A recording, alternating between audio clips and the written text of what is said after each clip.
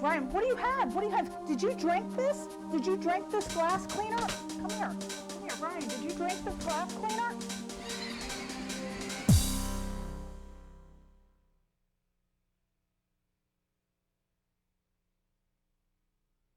Does this scene look familiar? Unfortunately, it's a common situation that most parents find themselves in. Each year, poison centers across the country receives over 2 million calls about potentially toxic exposures, over 1 million of which involve children under the age of 6 years. That's half of all calls to the poison center. Each year, the Maryland Poison Center receives approximately 60,000 calls from the public as well as healthcare providers. Approximately 35,000 are human exposures where someone took the wrong amount of medication, used a product incorrectly, was exposed to something in the environment or in the workplace, or involved a child getting into something they shouldn't have. The remaining 25,000 calls are either poison information calls or animal exposures. Yes, the Maryland Poison Center will answer any information calls and will also help if your animals eat or drink anything they shouldn't. So, who answers the calls at the Maryland Poison Center? Pharmacists and nurses with special training in toxicology. That's the study of poison. They are available 24 hours a day, 7 days a week, 365 days a year. Altogether, the staff at the Maryland Poison Center has over 100 years of experience answering poisons and overdose calls. They truly are poison experts, and they are just a phone call away. Simply call 1-800-222-1222 and you will be connected directly to a specialist that can assist you with your situation. The service is free and it's confidential. By the way, the phone number is a nationwide number that works much like 911. When you dial 1-800-222-1222, you will be connected to a local poison center assigned to handle calls from that area. So no matter where you are, on vacation, in a park, visiting out-of-state relatives, you can reach poison experts by calling the same number you call when you're at home. Why are children under the age of 6 at such a high risk of poisoning? Well, children are curious by nature. They learn by putting things in their mouth. It is our responsibility as adults to make sure that things that are available are safe for them to put in their mouths. Children like to imitate adult behaviors. Children can be confused by look-alike products. Many medicines look like candy, while some cleaners look like juice. Many childhood poisonings can be prevented. The key is identifying dangers that are in your home. And that is why we're here today. Let's take a look in different areas around the house and see what we can find. We will gather potential poisons in various areas of the house and discuss them with an expert from the Poison Center. I'm so excited.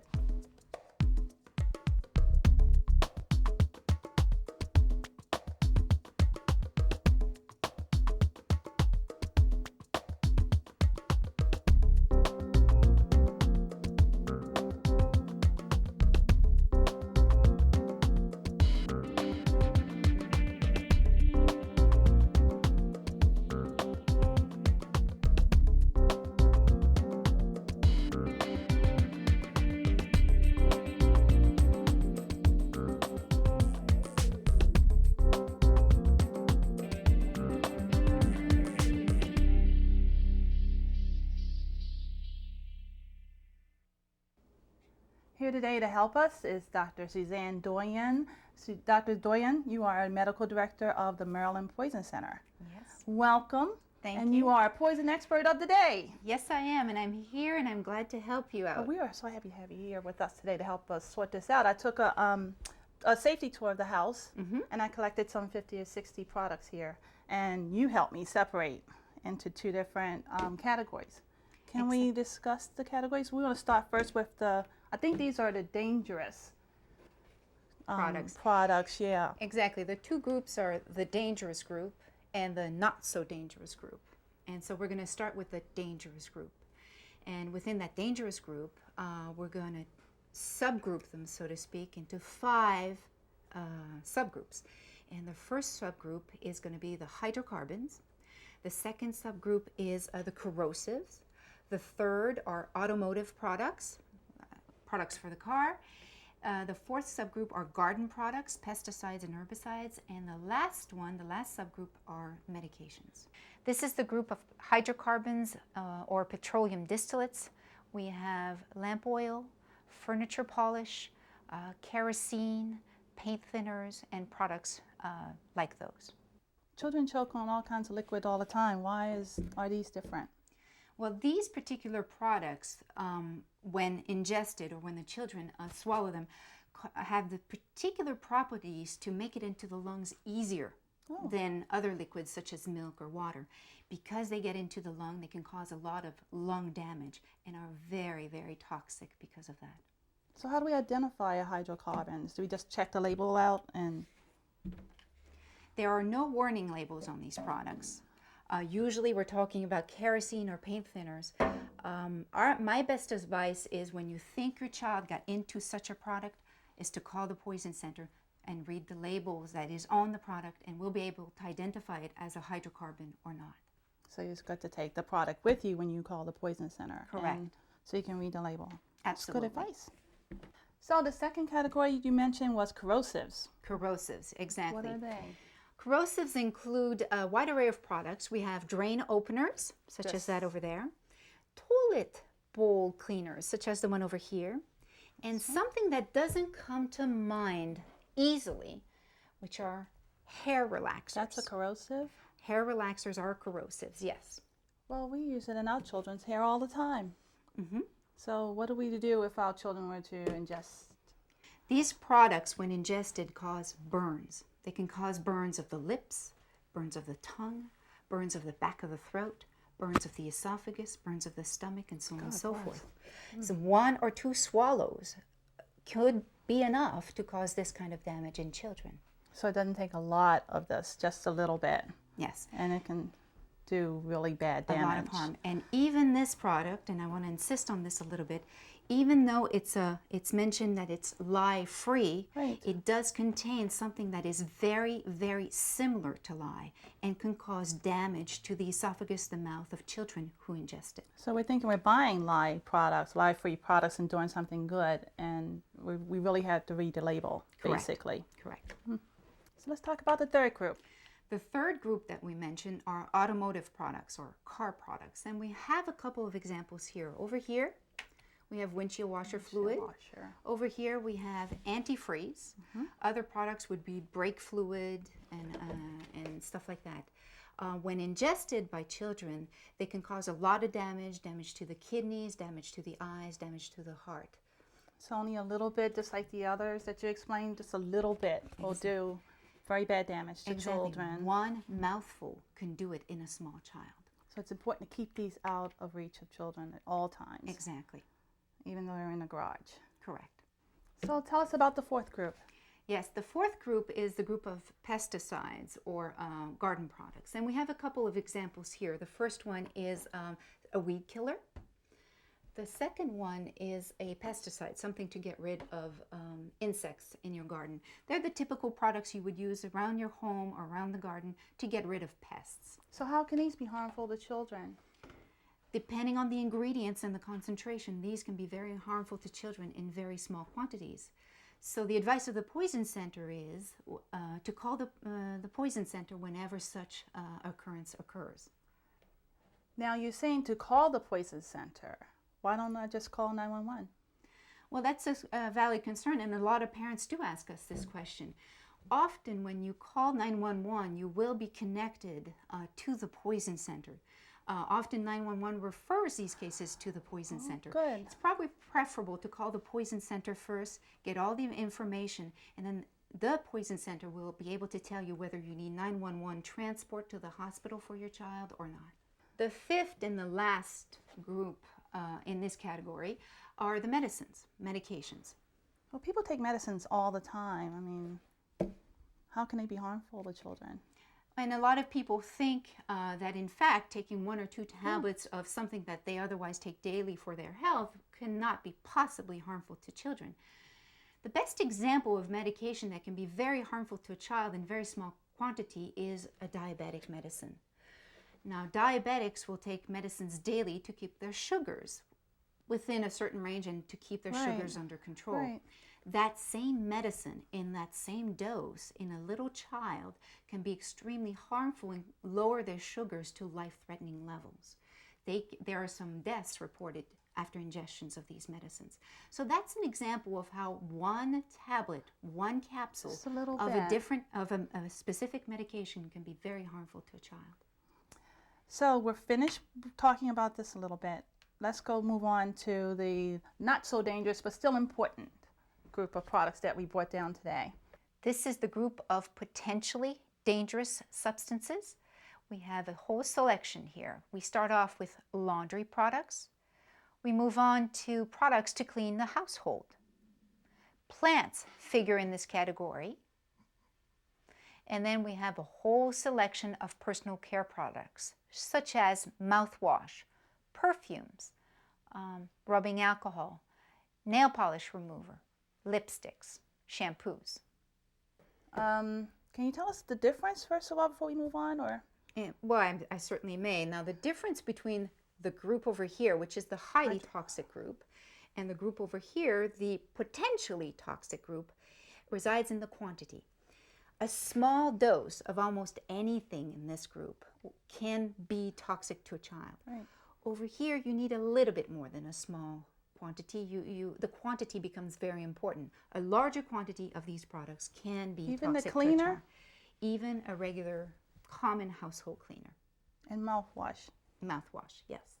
What you're saying is a child can drink a little bit of this and we shouldn't worry about it. They should be okay. We don't have to worry about calling the poison center. That's actually not what I'm saying. What I'm saying is that calls to the poison center still need to occur and be made, but the quantity is going to be very important. So when the call to the poison center occurs, there are going to be a lot of questions on exactly what product, what label, and so on the child was exposed to, but a lot of questions on how much do you think was ingested, how much is left in the bottle, how much was spilled, what is your best estimate of how much your child got into.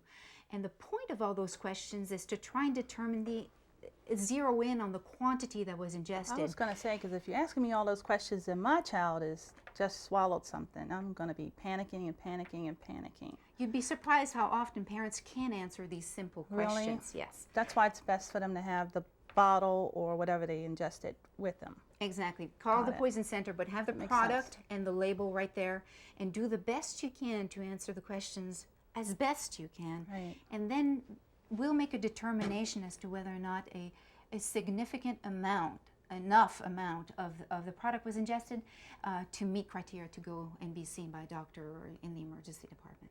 So the experts at the Maryland Poison Center are experts. They're not doctors, they're just experts. The people answering the phone at the Maryland Poison Center are either pharmacists or nurses of training Good, with good. a lot of clinical experience in poisoning. That makes me feel better. Mm-hmm.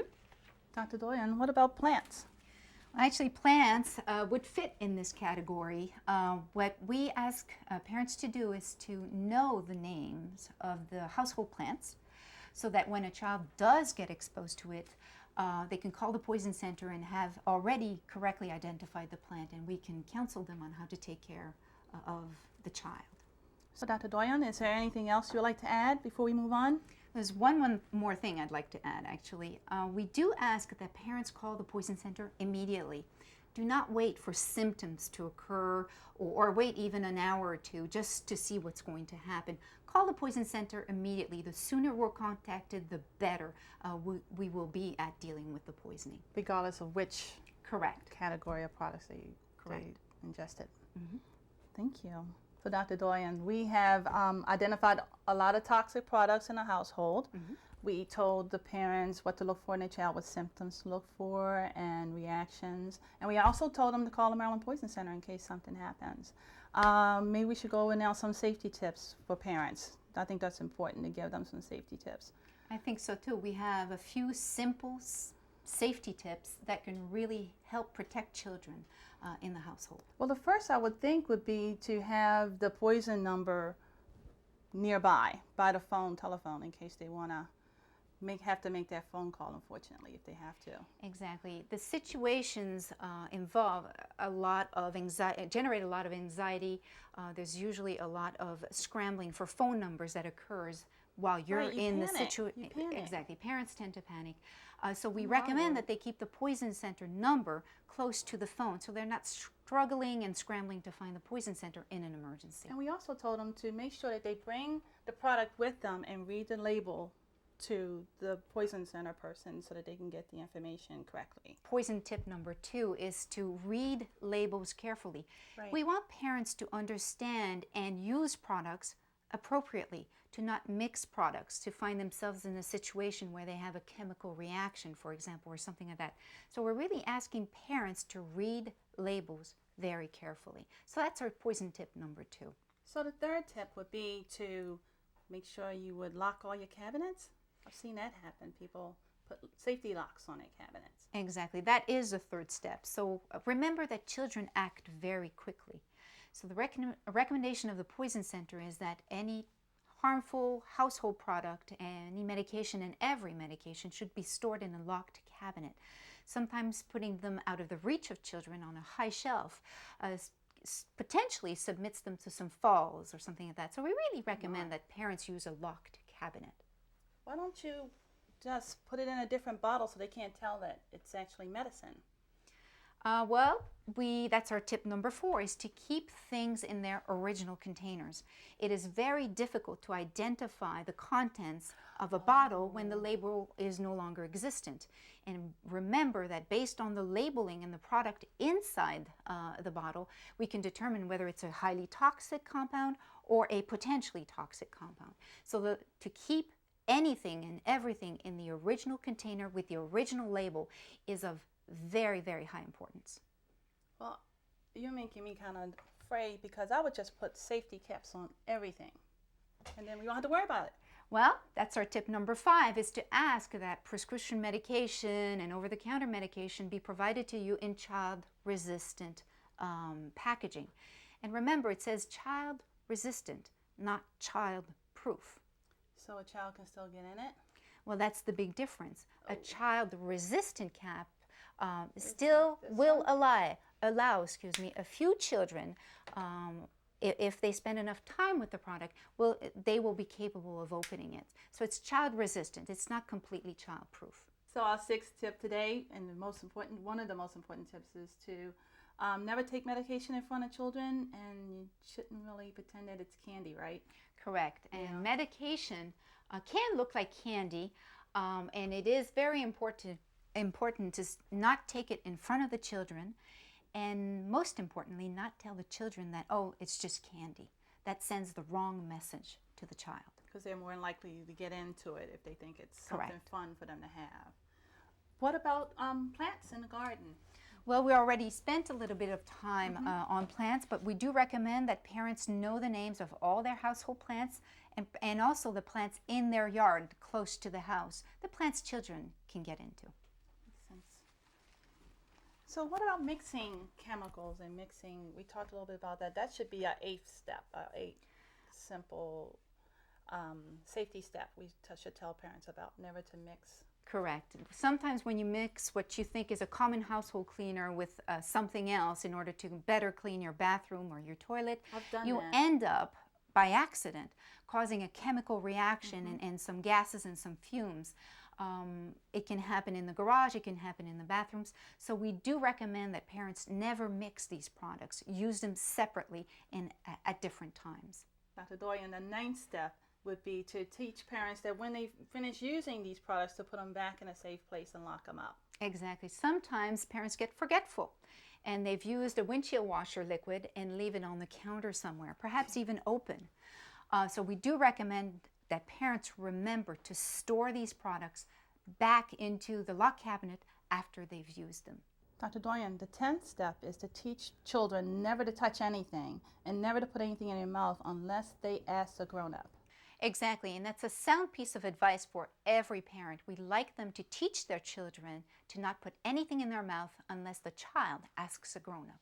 Dr. Doyen, thank you so much for joining us today. We've learned so much about products in our household and what we should do and how to keep our kids safe. And that's thanks to you. Well, thank you. It's certainly been a pleasure, and I want parents to go home and know that they are never alone. The Poison Center is just a phone call away, and we'll give them expert advice on all of these products and chemicals. Excellent. Thank you so much for coming.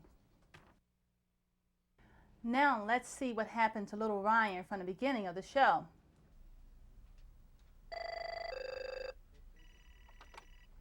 Maryland Poison Center, can I help you? Hello. Yeah, my son, he's 2.5, and I think he just drank some glass cleaner. Do you have any idea how much he drank? I don't. What was he doing when you found him? I think he had just drank some of it, and then he put the lid back on. Does it look like there's a whole lot missing or just a little bit? I really can't tell. The bottle's about half full, and Do you remember how much was in it before he got into it? I don't really know. I don't think there's that much missing. Does it seem to be bothering him at all? He's acting okay. Do you feel okay?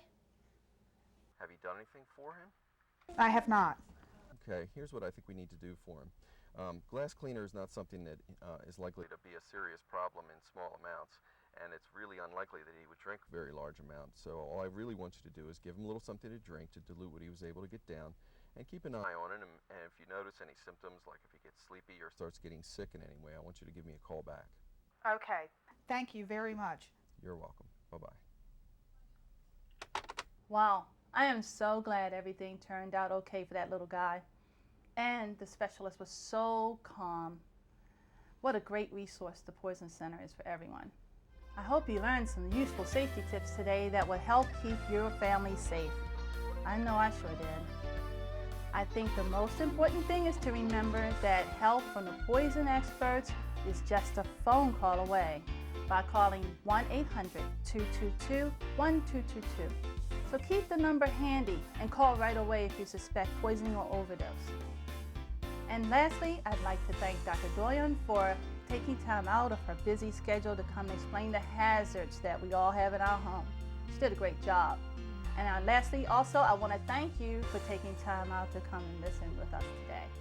I know I learned a lot, and I hope you did too. Remember, keep your family safe, lock all the products up. Bye-bye now.